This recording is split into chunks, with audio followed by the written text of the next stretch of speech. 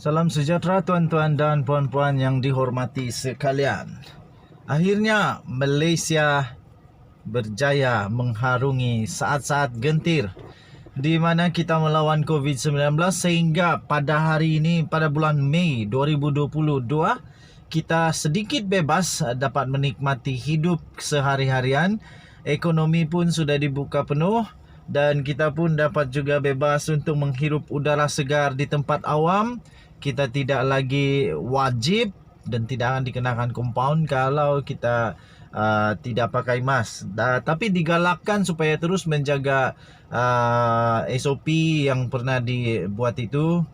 Kalau perlu pakailah mask. Okey, tuan-tuan dan puan-puan yang dihormati sekalian. Sekali lagi, berkenaan dengan kes 1MDB Datuk Seri Najib Tun Razak bersama dengan orang dalam buruan seluruh dunia sekarang ini, Jolo, tuan-tuan dan puan-puan. Pada satu ketika ramai orang kata Najib Razak pura-pura tak kenal dengan Jolo, tapi sebenarnya Najib tak pernah pun cakap dia tak kenal Jolo.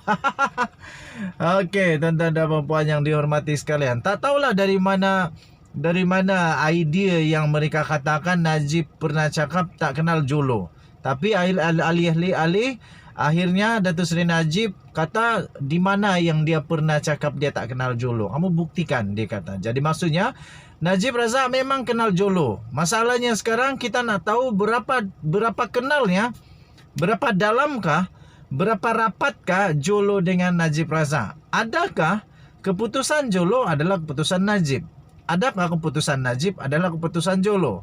Itu yang akan menjadi persoalan yang seterusnya. Okey, tuan-tuan dan puan-puan yang dihormati sekalian, ramai juga orang kata semua perkara ini adalah fitnah.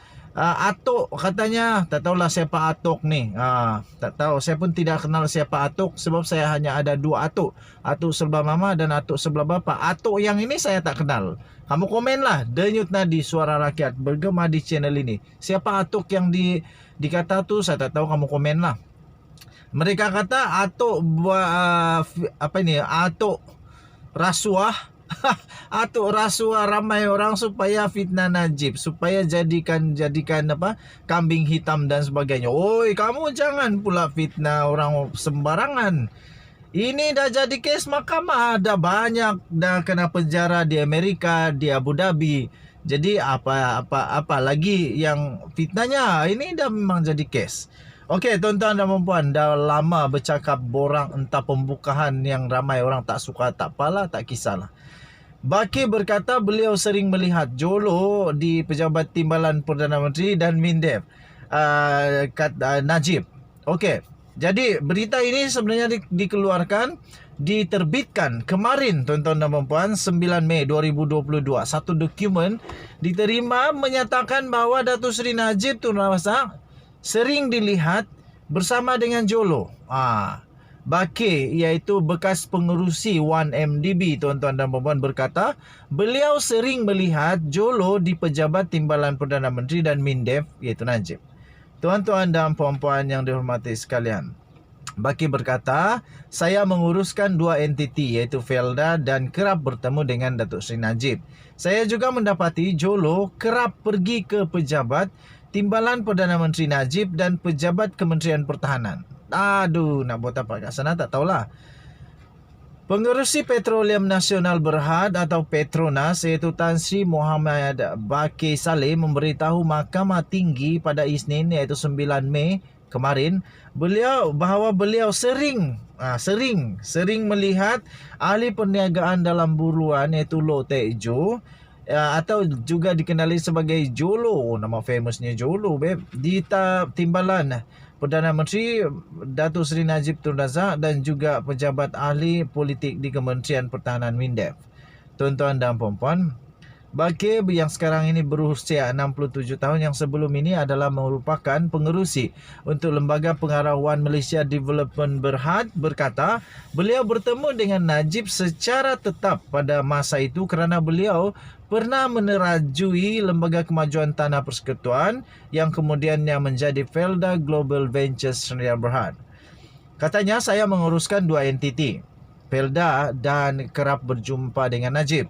Saya juga mendapati Jolo pun sama kerap berjumpa pergi ke pejabat Timbalan Perdana Menteri Najib Razak dan pejabat Kementerian Pertahanan, kata saksi pendakwaan ke-15 dalam perbicaraan 1MDB Tenor itu.